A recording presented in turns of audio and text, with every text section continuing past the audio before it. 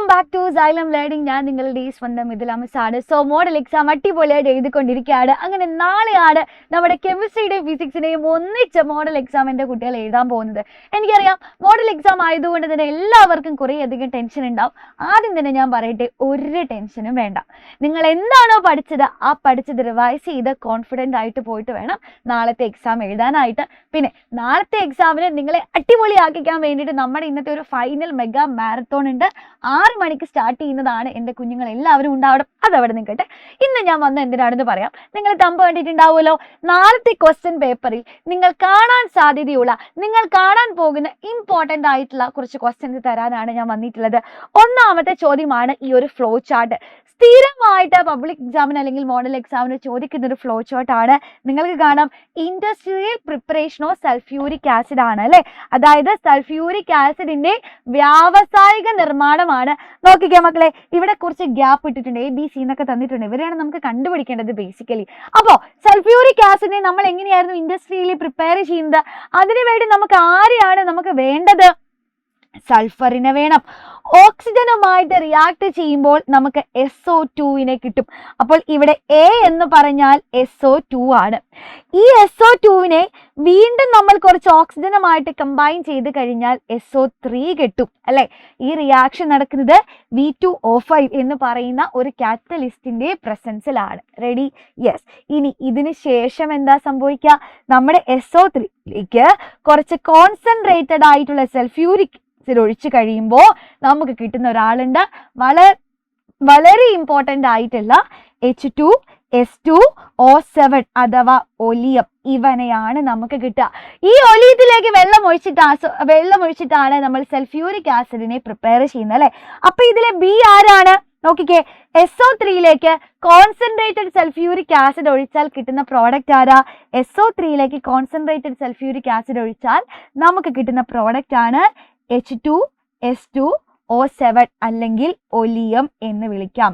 ഇതിലേക്ക് വെള്ളം ഒഴിച്ചാൽ നമുക്ക് സൾഫ്യൂരിക് ആസിഡിനെ കിട്ടുന്നതായിട്ട് കാണാൻ സാധിക്കും. ക്ലിയർ അല്ലേ?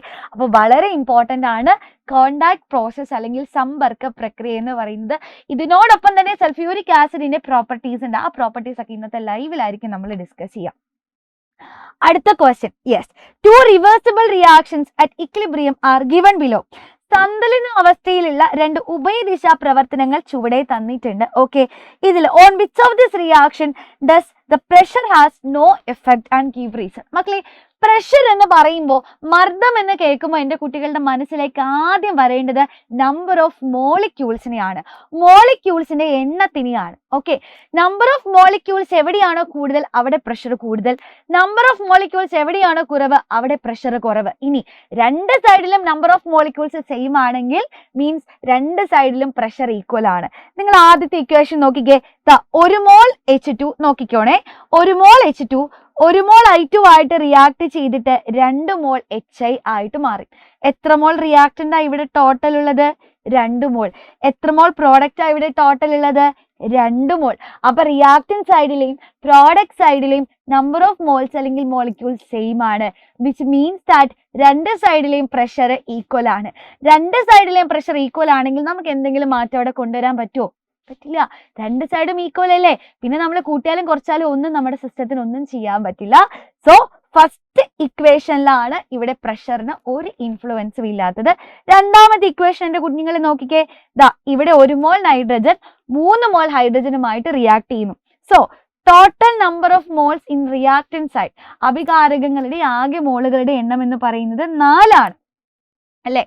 ഈ 4 മോൾ റിയാക്ടന്റ് ആണ് 2 മോൾ അമോണിയ ആയിട്ട് മാറുന്നത്. ശരിയല്ലേ? അപ്പൊ 2 മോൾ പ്രോഡക്റ്റ് ആണ് നമുക്ക് കിട്ടുക. സോ റിയാക്ടന്റ് 4 മോൾ ഉണ്ട്, പ്രോഡക്റ്റ് 2 ഉള്ളൂ. അപ്പൊ റിയാക്ടന്റ് സൈഡിൽ നമ്പർ ഓഫ് മോൾസ് കൂടുതലാണ്, പ്രഷർ കൂടുതൽ.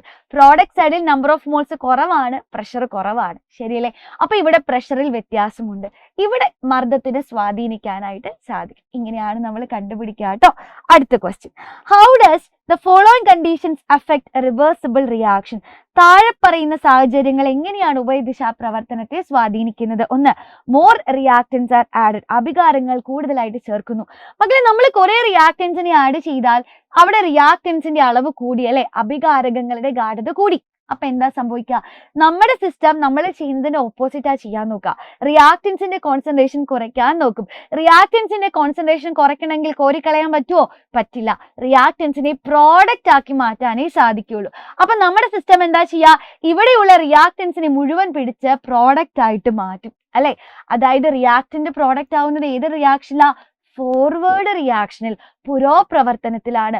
സോ നമ്മൾ റിയാക്റ്റൻസിന്റെ അളവ് കൂട്ടിയാൽ റിയാക്റ്റൻസിന്റെ അളവ് കുറയ്ക്കാനായിട്ട് അവിടെ ഫോർവേഡ് റിയാക്ഷന്റെ റേറ്റ് കൂടും, പുരോപ്രവർത്തനത്തിന്റെ വേഗത കൂടും. ഇനി പ്രോഡക്ട്സ് ആർ റിമൂവ്ഡ്, ഉൽപ്പന്നത്തെ നീക്കം ചെയ്തു. പ്രോഡക്ട്സിനെ റിമൂവ് ചെയ്താൽ അവിടെ പ്രോഡക്റ്റിന്റെ അളവ് കുറഞ്ഞു. നമ്മുടെ സിസ്റ്റം എന്താ ചെയ്യുക? അപ്പൊ പ്രോഡക്റ്റിന്റെ അളവ് കൂട്ടാൻ നോക്കും അല്ലെ. ഉൽപ്പന്നത്തിന്റെ അളവിനെ കൂട്ടാൻ നോക്കും. ഉൽപ്പന്നത്തിന്റെ അളവ് കൂട്ടാൻ, പ്രോഡക്റ്റിന്റെ അളവ് കൂട്ടാൻ എന്താ ചെയ്യാൻ പറ്റുക? അവിടെയുള്ള റിയാക്റ്റന്റിനെ പിടിച്ച് പ്രോഡക്റ്റ് ആക്കി മാറ്റണം അല്ലെ. അവിടെയുള്ള അഭികാരകങ്ങളെ ഉൽപ്പന്നങ്ങളാക്കി മാറ്റാം. അതല്ലേ ചെയ്യാൻ പറ്റൂ, വേറെ ഒന്നും നമ്മുടെ സിസ്റ്റത്തിന് ചെയ്യാൻ പറ്റില്ല.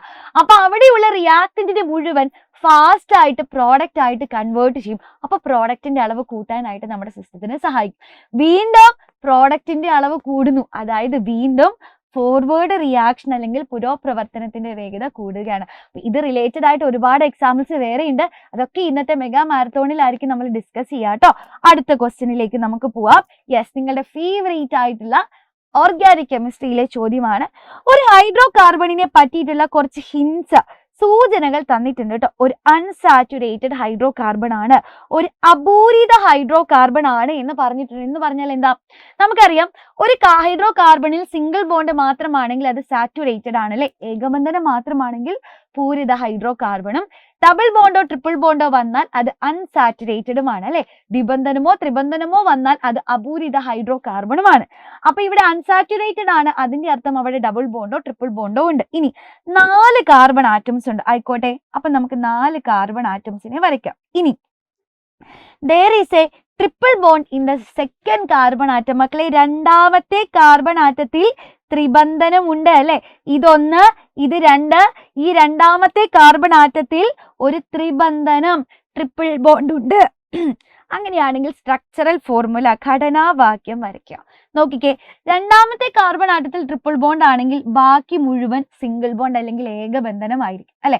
ഇനി കാർബൺ ആറ്റത്തിന്റെ വാലൻസി അല്ലെങ്കിൽ സംയോജകത 4 ആണ്. അതിന്റെ അർത്ഥം എന്താ? ഒരേ സമയം നമ്മുടെ കാർബണിന് 4 ബോണ്ടുകൾ ഫോം ചെയ്യാൻ സാധിക്കും. ഈ കാർബണിനെ നോക്കിക്കേ, ഇവൻ ഒരേ ഒരു ബോണ്ടേ ഫോം ചെയ്തിട്ടുള്ളൂ. അപ്പൊ ഇനി 3 ബോണ്ട് കൂടെ ഫോം ചെയ്യാം. അതുകൊണ്ട് ഞാൻ എന്ത് ചെയ്തു? ഇവര് 3 ഹൈഡ്രജനെ കൊടുത്തു. ഈ ഒരു കാർബണിന് എന്റെ കുട്ടികളെ നോക്കിക്കേ, 1 2 2 3 4, ഓൾറെഡി 4 ബോണ്ട് ഫോം ചെയ്തു. ഇനി ഹൈഡ്രജൻ വേണോ? വേണ്ട. ഈ കാർബൺ എടുത്ത് ഇവനും 1 2 3 4 ബോണ്ട് ഫോം ചെയ്തിട്ടായിരിക്കുന്നത്. ഇനി അതുകൊണ്ട് ഹൈഡ്രജൻ വേണ്ട. ലാസ്റ്റത്തെ കാർബണോ മക്കളെ? ഒരേ ഒരു ബോണ്ടേ ഫോം ചെയ്തിട്ടുള്ളൂ. ഇനി അവന് 3 ബോണ്ട് കൂടെ ഫോം ചെയ്യാം. സോ നമുക്ക് 3 ഹൈഡ്രജനെ അവന് എഴുതി കൊടുക്കാം. ഓക്കെ അല്ലേ? അപ്പൊ CH3, C, triple bond C, CH3, ഇതാണ് നമ്മുടെ കോമ്പൗണ്ട് എന്ന് പറയുന്നത്. ഇനി ചോദ്യം എന്താ മക്കളെ? IUPAC നെയിം എഴുതും. ഇത് നിങ്ങൾക്കുള്ള ജോലിയാണ്. ഈ കോമ്പൗണ്ടിന്റെ ഒരു IUPAC നെയിം എന്റെ കുട്ടികളെ എല്ലാവരും കമന്റ് ചെയ്യണം മക്കളെ. ഇനി ഒരുപാട് ക്വസ്റ്റ്യൻസ് ഉണ്ട്. നാളത്തെ മോഡൽ എക്സാമിൽ വരാൻ സാധ്യത 100% ഷുവർ ക്വസ്റ്റ്യൻസ് എല്ലാം നമ്മൾ പ്രിപ്പയർ ചെയ്ത് വെച്ചിട്ടുണ്ട്. ഒക്കെ നമ്മൾ മെഗാ മാരത്തോണിലായിരിക്കും. കൃത്യം 6 മണിയാകുമ്പോൾ എന്റെ കുഞ്ഞുങ്ങൾ എല്ലാവരും നമ്മുടെ മെഗാ മാരത്തോൺ കാണാനായിട്ട് എത്തണം. സോ നമുക്ക് ലൈവിൽ കാണാം. All the best.